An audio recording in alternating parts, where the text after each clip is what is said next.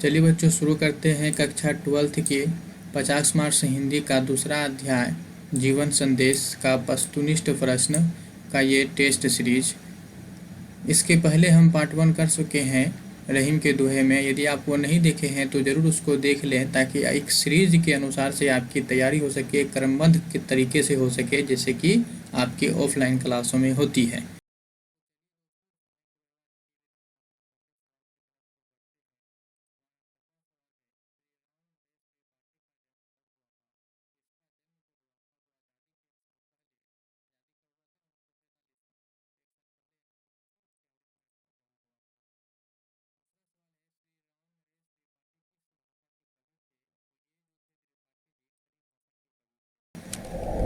तीसरा प्रश्न कहता है, कविता कौमुदी किसकी रचना है?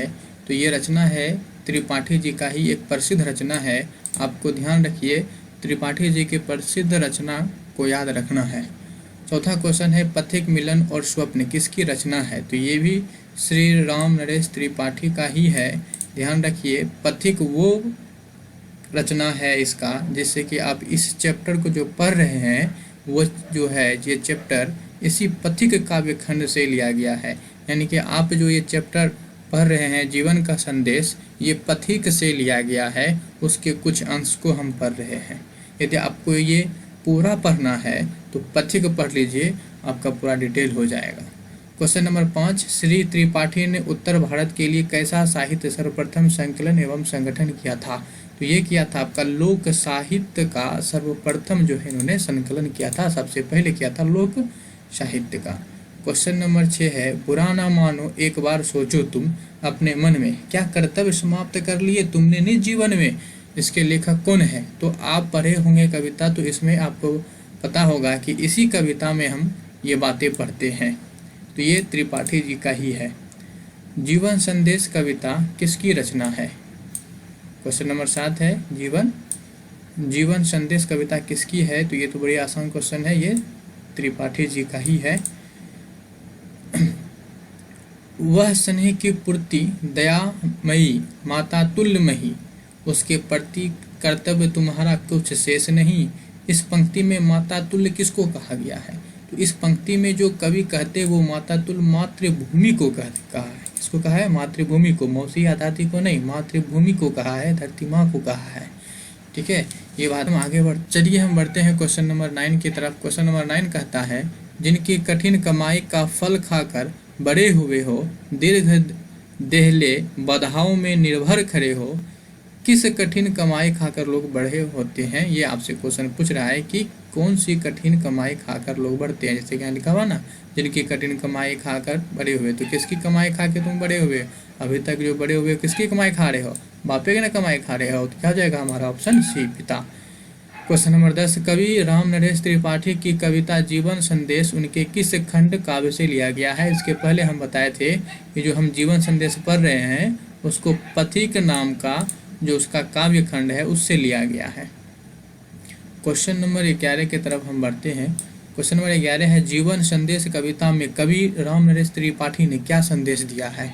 तो इसमें जो राम नरेश त्रिपाठी जी कहते हैं वो एक ही बात कहते हैं, वो आप कर्मशील बने रहो, कुछ भी हो आप कर्मशील बने रहो, यानी कि काम करते रहो, कुछ न कुछ काम करते रहो। तो आपका उद्देश्य अभी है पढ़ाई करना, आप पढ़ाई करते रहो, चाहे लॉकडाउन रहे कुछ भी रहे, पढ़ाई करते रहो, यही आपका कार्य है। और हमारा क्वेश्चन नंबर 12 है,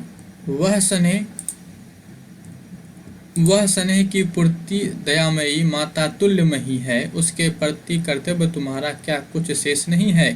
क्वेश्चन है यहाँ से, उक्त पंक्ति में कवि किसके प्रति कर्तव्य निभाने को संकेत कर रहा है? तो ये संकेत कर रहा है मातृभूमि के बारे में। क्वेश्चन नंबर 13, उत्तर भारतीय लोक साहित्य का सर्वप्रथम संकलन संपादन किसने किया था? तो वही बात आ गया, सिर्फ पलट दिया है। तो किसने किया था? त्रिपाठी जी, यानी कि राम नरेश त्रिपाठी। कवि राम नरेश त्रिपाठी का जन्म कब हुआ था? तो बता ही दिए थे, आज़ादी के पहले, यानी कि 1946 में हुआ था। ठीक है, याद रह जाएगा आपको आसानी से। क्वेश्चन नंबर 15, जग में सारे सचर अचर क्या करते हैं? तो ये सचर अचर क्या करते हैं? ये सभी सचर अचर जितने भी हैं ये सभी कर्म करते हैं।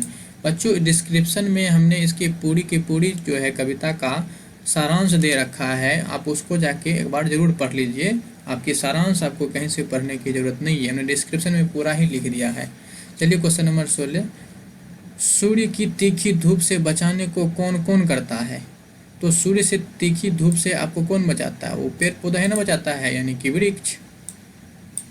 17 नंबर क्वेश्चन, घर घर में सुरभि या सुगंध कौन बांटता है? देखो सुगंध जो आप सूंघते हो, जब तक आप में हवा नहीं होगा, हवा नहीं बहेगी तो आप कैसे सूंघ पाओगे? तो हवा मतलब पवन, तो ये पवन। क्वेश्चन नंबर 18, जग प्रकाशित किसके द्वारा होता है? तो जग प्रकाशित किसके द्वारा होता है? सूरज के द्वारा होता है, रोशनी के द्वारा होता है। उसी को दूसरा नाम हम क्या कहते हैं?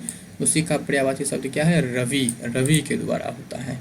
प्रत्येक मनुष्य का जग में एक निश्चित क्या होता है? तो प्रत्येक मनुष्य का एक निश्चित जीवन में एक उद्देश्य जरूर होता है। आपका भी उद्देश्य है, हमारा भी उद्देश्य है, हर मनुष्य को एक ना एक उद्देश्य को लेकर रखना चाहिए।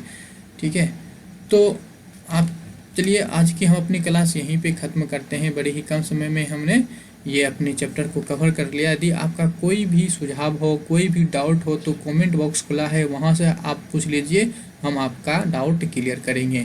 और अभी तक यदि आपने चैनल को सब्सक्राइब नहीं किया है तो जल्द से जल्द सब्सक्राइब कर लीजिए, बेल आइकन को दबा दीजिए, ताकि जब भी हम वीडियो अपलोड करें तो आपके पास नोटिफिकेशन सबसे पहले पहुँचे। ठीक है, तो मिलते हैं, तब तक आप बने रहिए और रिवीजन करते रहिए। मिलते हैं नेक्स्ट क्लास में, तब तक के लिए बाय बाय।